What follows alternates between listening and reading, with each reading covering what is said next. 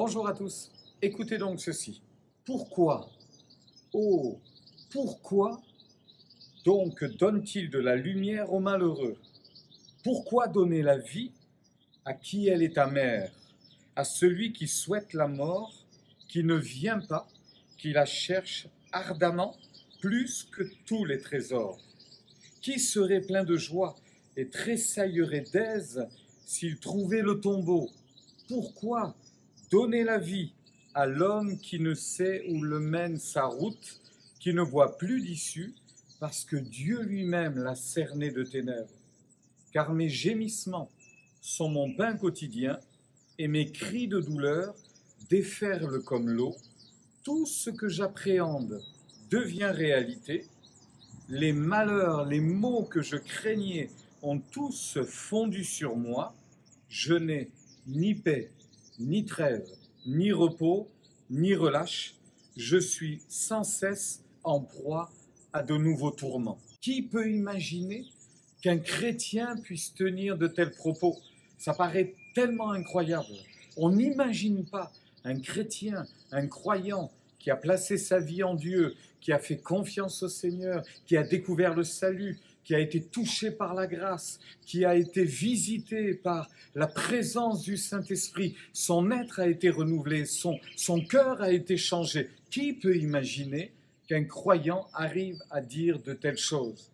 Eh bien, c'est le cas de Job. C'est le cas de Job. Pourquoi donc est-il arrivé à une telle extrémité? Pourquoi semble-t-il autant découragé? Pourquoi vit-il de façon très difficile les temps douloureux qu'il traverse? Eh bien, tout simplement parce qu'il ne comprend pas.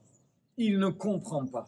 Bien souvent dans le livre de Job arrivent ces expressions « pourquoi ?» Comment cela se fait-il? Pourquoi Dieu permet un tel cheminement? Comment se fait-il qu'un homme puisse souffrir autant? Il eût mieux valu que je n'existe pas. Il eût mieux valu que Dieu ne me donne pas la vie.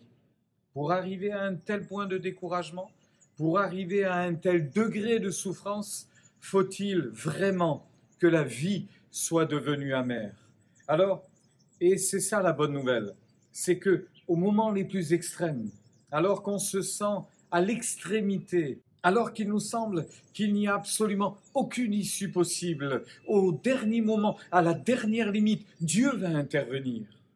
Job avait gardé espoir, il avait quand même gardé courage au fond de lui, et par quelques moments de lucidité, il lui est arrivé de dire « Je sais que mon Rédempteur est vivant, je sais qu'il se lèvera le dernier sur la terre, je sais quand je n'aurai plus de vie en moi, quand je mourrai, je sais que je verrai Dieu et il me sera favorable. » Au fond de lui, il garde espoir, au fond de lui, il ne désespère pas. Et c'est normal, l'expérience qu'il a vécue est réelle. L'expérience qui a touché son cœur n'est pas une invention, il ne l'a pas imaginée, c'est réel. Dieu s'est révélé à lui.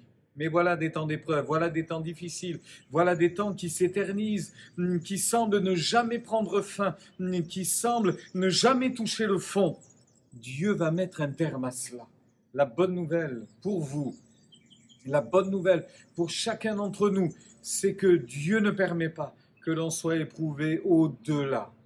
Je sais que c'est difficile d'imaginer, de dire, c'est assez facile de dire Dieu ne permettra pas que tu sois éprouvé au-delà de tes forces. Il va mettre un terme, il va s'arrêter. Mais on ne voit jamais arriver le terme. Jusqu'où nos forces peuvent-elles nous accompagner? Dieu est souverain, mais Dieu est bon.